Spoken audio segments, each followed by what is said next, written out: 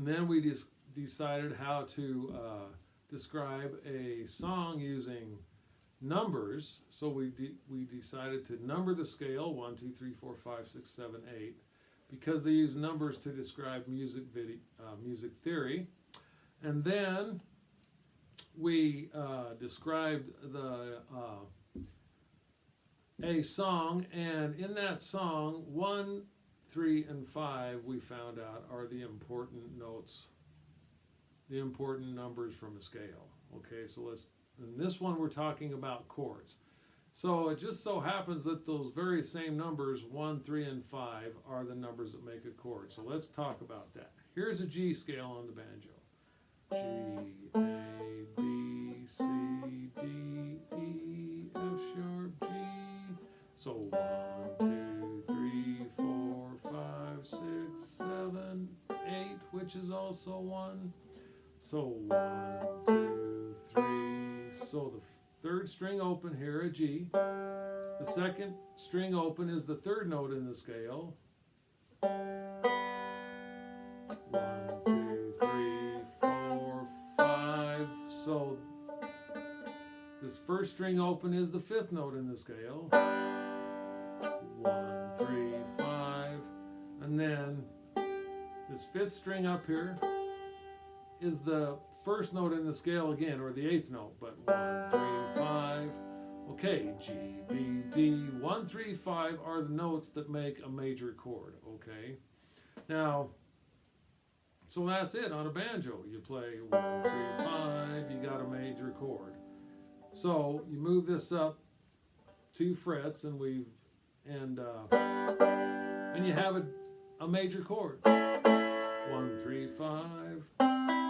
Wherever you put that, the third, first, and second strings are 1, 3, 5. In this case, it's from a C chord. But anyhow, that's all I want you to see is how 1, 3, 5 make a major chord. Any combination of those notes.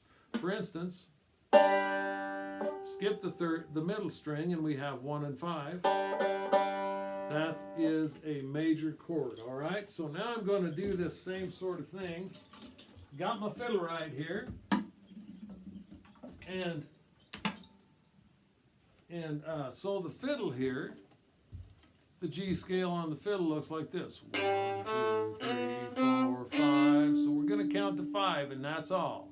So 1, 2, 3. So open is 1. Second finger here is the third note in the scale. That's B, and then the next string open, D, is 5. So 1, 3, 5. Now it's really hard to play 2 notes on the same string at the same time, so when I play a G chord, generally I just go like this. Those 2 strings open are 1 and 5. So that's really neat on the fiddle, because let's say that I want an A chord. Well, I can play over here the A string, and the next string over is the 5th note in the scale. 1, 2, 3, 4, 5. That's just the way the fiddle's tuned. The fiddle is tuned in fifths. So no matter where you put your finger on what note you're playing, if you have another string above it, that's going to be the 5th. So let me show you what I mean. So if I put my first finger on an A note here, the next string over is going to be the 5th note from that scale. So that's A, B, C, D, E. So A and E are 1 and 5. Say we put our next finger down here on a B flat note. That's 1 and 5 from a B flat scale. Okay? That's the fiddle. So let's talk about on a mandolin. Now, mandolin and a fiddle are tuned the same way, so that's really kind of the same thing. Now, I'm not sure how much you know about mandolin chords here, but check this out. Those bottom 2 strings are what I was just talking about. 1, 2, 3, 4, 5, 6, 7, 8. So 1 and 5 are these 2 strings open. So that's a G chord on the fiddle. Now the mandolin, we can play 4 notes at a time because we got 4 strings. So 1, 2, 3. This note here is the 3rd note from a G scale. 1, 2, 3, 4, 5, 6, 7, 8, and then you start again. 1, 2, 3, 4, 5. Remember I was telling you that if this is 1, straight across from it is 5. 1, 2, 3, 4, 5. So no matter where you put that finger, you got a G chord. But anyhow, 5, 6, 7, 8. So this full-on easy mandolin chord is 1, 5, 3, 1. All right, now that might be kind of difficult at first, but I'll bet you can get it.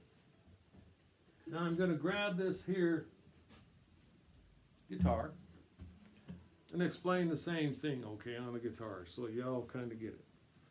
So here's what a G chord looks like on a guitar. Now we have all these 3 open strings right here in the middle. But let's just talk about a scale. G, A, B, C, D. So 1, 2, 3, 4, 5. So 1, 3, 5. Those are the bottom 3 strings on a G chord. 1, 3, 5. And then we have another G note here. 1, 2, 3, 4, 5. So 1, 3. This 4th string. Sorry, that's the 3rd string, isn't it? That's 1. The 2nd string is 3. And then this note here is 1 again. So we got 1, 3, 5, 1, 3, 5. So that's 1, 3, 5. Make the chords. Make a major chord. Okay, so really don't play chords on a bass, but you kind of do. All right, can you see me? Nope, can't see me. Hey, I'm just right here. Don't stop looking at my video. Just here getting the bass. So when you play a bass, you play 1 and 5. 1, 5, 1, 5. So G, G, A, B, C, D. 1 and 5 are G and D. So that's what you play on a bass. 1, 5, 1, 5. When you play a walking bass, you play 1, 3, 5, 6, 1. 1, 2, 3, 4, 5, 6, 1, 7, 8. So walking bass line is 1, 3, 5. It's not a coincidence that you play 1, 3, 5. 1, 3, 5, 6, 1, 6, 3, 5. 6 is not part of a chord, but it fits in there, so 1, 3, 5, 6 is what we use to walk the bass. So what we've learned today is that 1, 3, 5 make a major chord. And we also learned just from this bass here on the end that you can possibly put in other notes. For instance, 1, 3, 5, and 6 are a 6 chord. Oh, hope I didn't throw you off there. Just remember, 1, 3, 5 make a major chord.